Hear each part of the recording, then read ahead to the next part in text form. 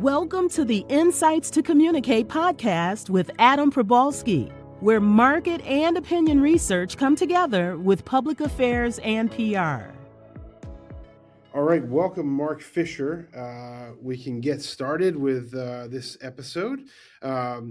Glad to introduce Mark. He's the Director of Advocacy Engagement at the Muscular Dystrophy Association.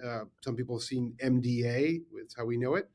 He started his career in politics, and now he works to advance the rights of those with disabilities and some other things at MDA. Mark, I'd love to hear more about your path, the one you took to where you are today. I think politics launched a lot of us in the public affairs world into the places we are today. How did you first get started in politics, and how did you get to where you are today? Yeah, definitely. Hey, Adam, thanks for having me. My dad got me into politics as a very young kid. He was always interested in politics, so I guess that kind of ingrained on me, and it's kind of something I really enjoyed in school, and that's what I went to college for, is political science. So I always had it in me, and then like a good poli-sci major after school, I hopped on a campaign. So I immediately went on to now Senator Jeanne Shaheen's campaign in 2008. Yeah, I was up in New Hampshire for that cycle. That was also the year that Obama won, so it was a very, very interesting year in politics. So I joined the Shaheen campaign, and then after that, again, like a good poli-sci major, I came to DC, and I went to school at American University. But at the same time, I was interning, hopping from all different types of organizations, and then I kind of landed my first adult job at the American Heart Association. I'm sure many people are familiar with them. Had a great run there. Met some amazing people. Really got my feet wet in kind of how grassroots advocacy can change public policy. And then after that, I moved to where I am now at the Muscular Dystrophy Association, and I've been here for almost 4 years.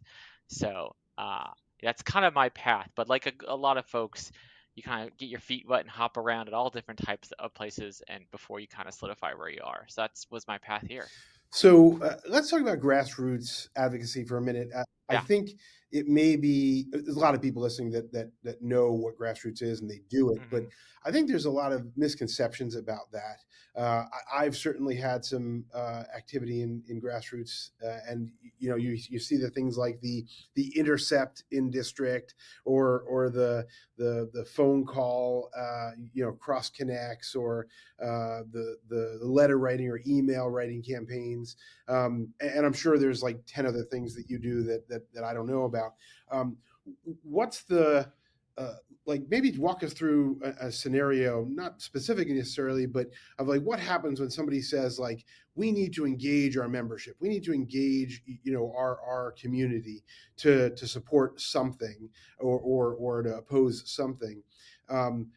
What's the trigger that happens, and then kind of play it out for us a little bit.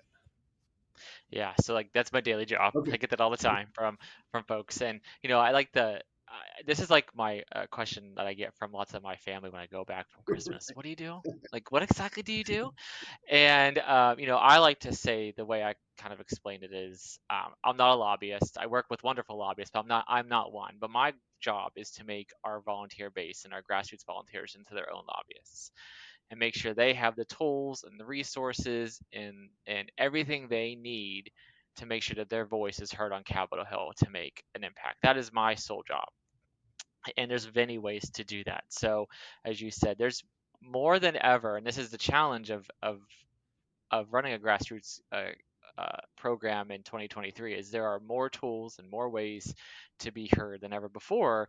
And what you always have to deal with is, how do you find the one that cuts through the noise and find the one that really will make a difference and really move the needle. That's kind of something we struggle with every day. Is we know members of Congress or agency heads need to hear us. What's the best way for that to happen?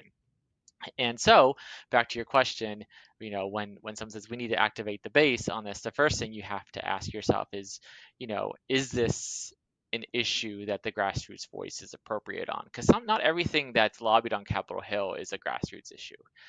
If it's like a really technical, we need this 2-word change in this Medicaid code, probably not a grassroots issue. Right. But if it's one that, hey, we need to improve air travel for people living with disabilities, that's definitely a grassroots issue, right? So you have to decide that, and then you got to figure out, who are the right people and what's the right tactic to use to really move the needle. Sometimes you do need volume. Sometimes you need thousands and thousands of letters to hit Capitol Hill, and sometimes that won't work. And sometimes you just need those right two or three people that have the right connection in the right office to really move the needle. So you definitely have to think about what is the right tactic at the right time and who is the right person to do that. And that's how you move forward with that. And every scenario is completely different. We work on a lot of different issues right now that sometimes it is about getting letters into Congress so we can get more co-sponsors for a bill.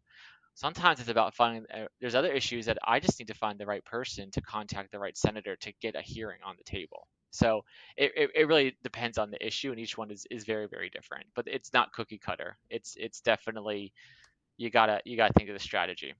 So are you sometimes like, targeting a certain elected or staff and like literally like looking through your database and finding that right kind of profile of a person who lives in that state or in that district with that kind of a background, who might be good at phone calls versus good at showing up somewhere, that sort of thing? Is it that Oh yeah, detailed?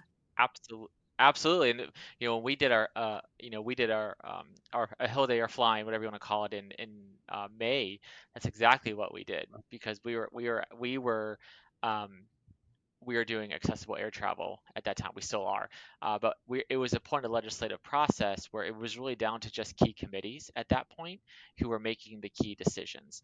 So we needed to find volunteers who lived in those districts, who had a compelling story, who wanted to come, and that's who we had come to Hill Day.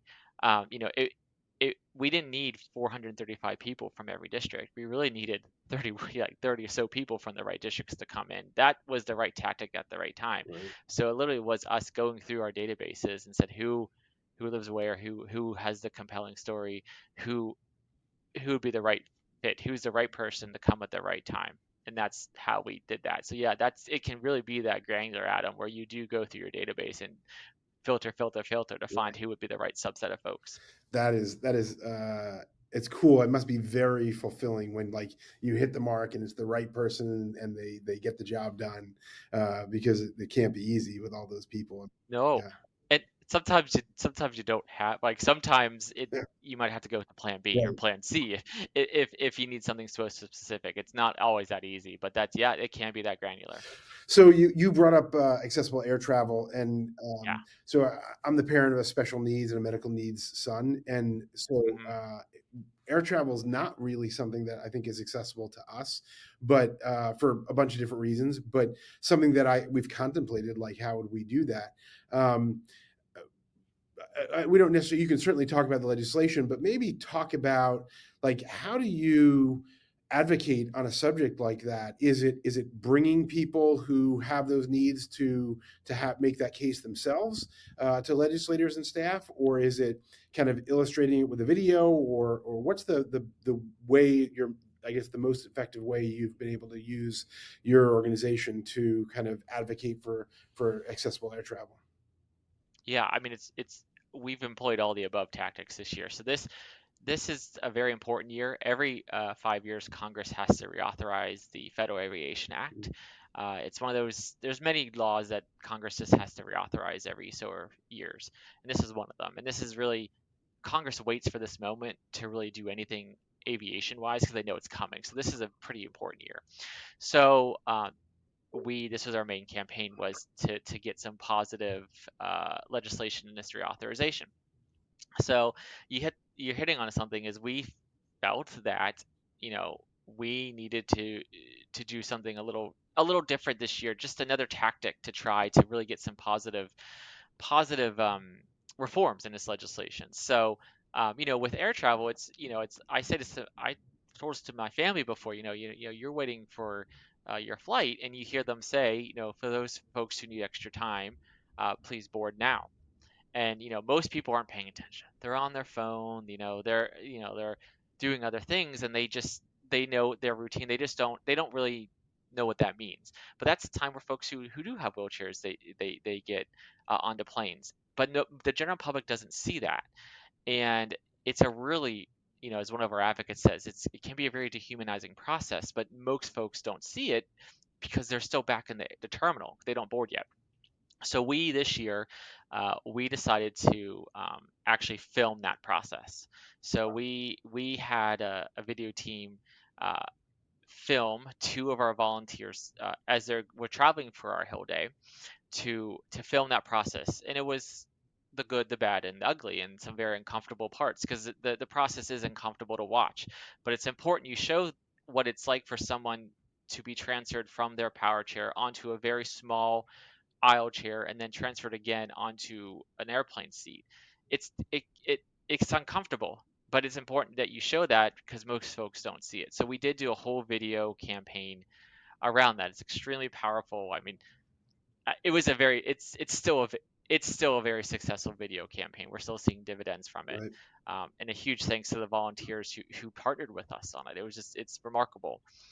But then we paired that this year with our Hill Day, where we did bring predominantly wheelchair users to DC on accessible air travel, and it was so powerful because many would all they went to meet their members of Congress, and they had great stories. That most of them just recounted what it was like for them to come to DC. And they would say, "This is what it took me, A, B, C. This is how I, all the precautions, all the things." And some folks had their wheelchairs damaged while flying to DC, and Right. they would literally just say, "This is what it took me to exercise my constitutional right to visit you today." Super powerful. Um, so yeah, we would bring we brought those messengers in to tell their stories. And I know telling stories is not pretty it's crucial to every grassroots program, but to have someone say, "This is what it took for me to see you today," it's a powerful thing.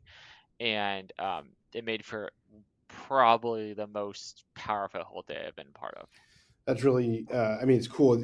I think you're right. It's probably be rough to watch, but I think Yes. that definitely has impact, and it's smart. I think we are a very visual set of people today, and so giving someone that clear picture, and then obviously the ability to narrate the experience, I'm sure is pretty hmm powerful. Yeah, we had one of our Hill Day advocates, once the video was done, email the person that they met with and said, "This is what it took. This is what it took for me to see you. Right. Like, watch it." Right. And like, you can't refute that. I Right. mean, yeah, yeah, it was something that had to be shown. And luckily we have had two amazing volunteers who were willing to do that. Not, we're grateful. That's awesome. So I'm a pollster, so obviously I do Okay. opinion research, um, and I suspect that beyond just those powerful messages directly to legislators, um, broader public influences some of these policies. To what extent do you find the need to do research and polling? Do you use research and polling? Uh, does the broader public's perception of this sort of thing impact the legislation with the stuff you're working on?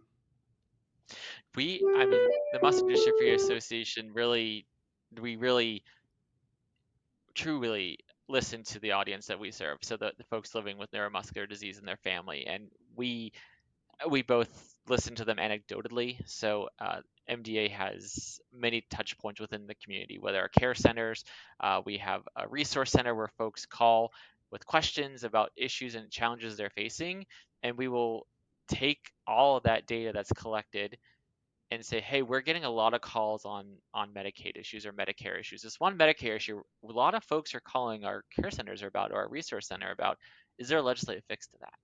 So I mean, that's more anecdotal, but we definitely take that sort of polling, that sort of data into consideration.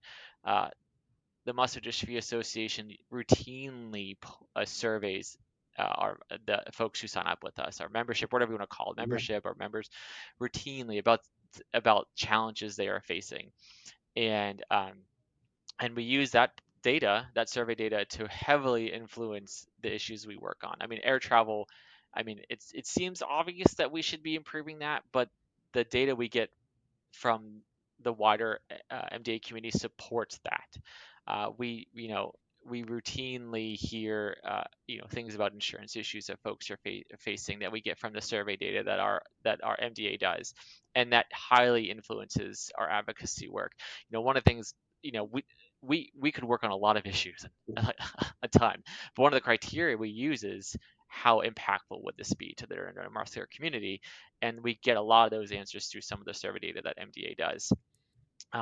We work with other groups, other organizations, other coalition partners to put polling data together. The air travel community, that air travel affects more than folks with neuromuscular disease. It affects veterans.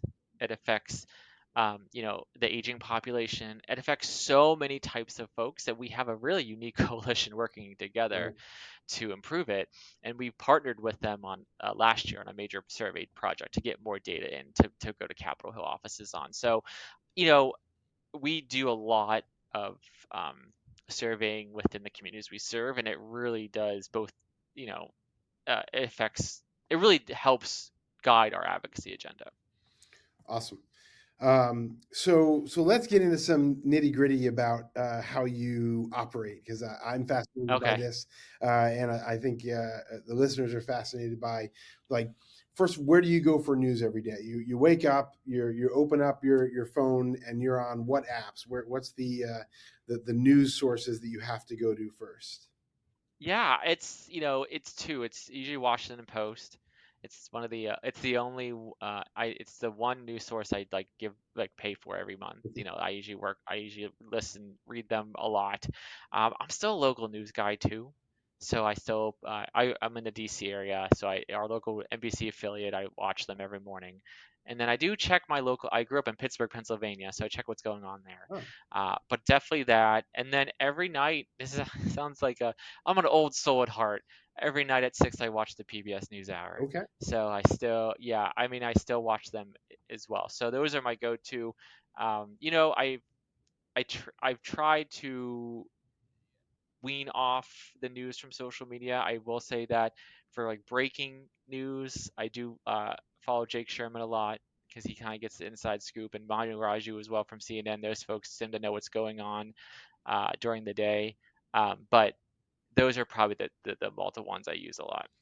And for business, are you using, or for the organization, are you using social media at all, or is that not a part of your role? Oh yeah, we do. We do. Yeah. So MDA, we have multiple social media accounts on all the properties Right. that we do, and we do put a lot of advocacy content in there while routinely. So yeah, we do that. Um, yeah, some each we do tailor kind of like some of our things work better on LinkedIn versus some of our things work better on X or Twitter. For these air travel videos, we did a lot of engagement on TikTok and Instagram. Huge for us for that campaign. My sister, she messaged me and said, "Hey, I saw this video on TikTok. Like, did you have anything to do with it?" I'm like, "Yeah, Yeah, that's my organization's that's video." me. And I she did found it. it on TikTok before I even told her about it. Oh, So, that's cool. yeah, we're on all of them for sure. Awesome. And are you a like we were talking earlier? My tech stack is like my laptop. That's it. I do have a pen and paper. Do you? Are you like a legal pad and paper kind of guy? Are you everything on a Google Doc, or how do you organize yourself? Yeah, I have two methods. I use Outlook Calendar a lot, and it's not the intended use of it, Oh, but it's kind of like I have blocks on my calendar just to remember to do things. Like people are like, "Oh, what are you doing at 9:30?" And I always say, "Oh, it's a reminder for me to do my job." So like little tasks and everything. So I do that a lot. But I am a every day. After I digest the news and the coffee hits me, I will sit there for 10 minutes and write out my to-do list every day. And it's pen and paper, pen and paper. I know some folks, they use more tasks or teams or other project management software. And hey, whatever works for you. But for me, I get lots of joy in crossing things off. So that's I'm more old school that way. very cool. And what about internally at MDA? Are you like a Slack team or Teams or Zoom? Oh, we're Teams all the Oh, way. I mean, and I don't even use it as, I mean, we have some Teams wizards who they all these channels and all these ways that, but yeah, we're all Teams all the way, and that's predominantly how we communicate, is with that. I mean, I'm getting used to the tasks on Teams and everything, but I don't know. We have more Teams professionals than I do, but that's what we normally use. Yeah, we don't use Slack or anything like that. More Teams. very cool. And then what about the on the personal side? Apps that you like can't live without, that you're diving into in the morning, in the evening. What?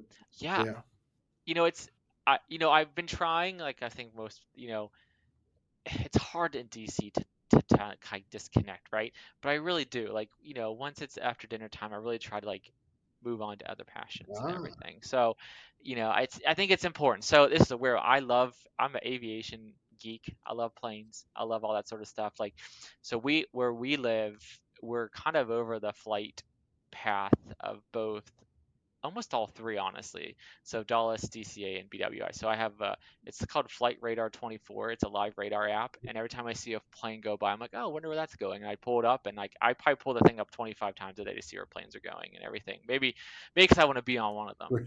right. But yeah, I think that's non-political. That's my go-to kind of like de-stress everything, because it can be a lot when you're constantly connected. So I'd like to do stuff that's just not related to work at all, just to relax a bit. I kind of love that. You can kind of imagine yourself on your way to Yeah, Bermuda or Bogota or wherever the heck they're going. yeah.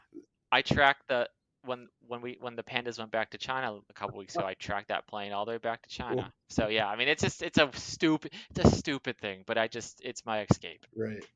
I love that. And you already answered kind of my one question I try to ask everyone is do you ever truly unplug? Because um, to me it's kind of a fantasy, but the idea that you can kind of turn off work for the most part and focus on something else, that makes you a much more complete person as far as I'm concerned.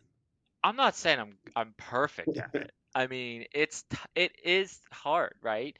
You know, I'm sure I'd be like, oh, today, like, oh, did they actually vote on the CR or not? Because that always happens late at night, type of thing. So, I usually after dinner time really try to limit myself and say, we are unplugging, like, not, it can wait in the morning. And then on the weekends, I've been really saying, no, it can wait till Monday. If it's an emergency, people know how to get in contact Sure. with me, because it gets to a point where, like, if you never stop, then like you're working the whole time. And we do really, really, really important work in I mean, I really believe that, but you got to take a break. You have to take a break. If not, you'll go crazy. So yeah, I'm not perfect at it, but it's been kind of like my New Year's resolution this year to unplug more. So I'm getting better. I'm getting better. I'm not perfect. Awesome. Okay, so to wrap, tell us your personal credo, something you live by. Maybe throw advice to some people who are coming up in advocacy and public affairs, whatever you think it's important for you to share. Yeah, a couple things. I think if I remember when I was starting a while ago. I'll just say a while ago. And I remember, like, my writing wasn't great. I didn't have the good ideas compared to my colleagues. And I remember listening to his podcast. It was Ira Glass talking. He hosts This American Life, and either he said it or he quoted somebody who just said, when you first started anything, your first thing you do is terrible. Like, your first writing project's terrible. Like, you're not going to be good unless you're like a professional athlete. You're not going to be good at the very beginning of what you do, but you just got to keep at it, keep writing, keep coming up with ideas, keep going at it, and eventually you'll like realize that, wow, you kind of get it. And it's taking, when I first started, like, I had some great colleagues, and they just came up with so much better ideas than I did. They came up with better campaigns. They came up with they wrote better than I did. And I was so frustrated. But eventually I just kept working, working, working. And eventually you'll get good at it. You'll get expertise. You'll get knowledge. Like, oh no, because of this, let's do this. And you'll just get better at it. And I truly believe that is true. So anyone who's new, like, if you feel frustrated that, your campaigns aren't doing as well as you'd hoped, or you're just not going well, it's okay. Just keep at it, and eventually you'll get the knowledge and the experience to then really come into your own. And that's just kind of my advice. And my credo is just don't be afraid to take risks. I really believe that. Don't be afraid. It's okay if stuff you do doesn't work. I will be 100% honest. A lot of my ideas, they're not all winners. They're just not. Some of the ideas you're like, well, that didn't quite work out. Let's do something different. They're not all going to be great, but eventually you'll hit one that will really do well. And so don't be afraid to take risks, because if you don't, you won't really grow. And the folks I admire are the folks that decided to really try to do something really, really innovative. I'd rather have that and then it not work than just do the same old, because if you do that, you just won't be successful. So keep at it and don't be afraid to take risks. Awesome. Grateful, Mark. Thank you so much for joining, and we'll hope to keep the conversation going. Excellent. Thanks for having me, Adam. It's been a blast. Yeah. This has been Insights to Communicate with Adam Probalski, president of the woman and Latina-owned market and opinion research firm, Probalski Research.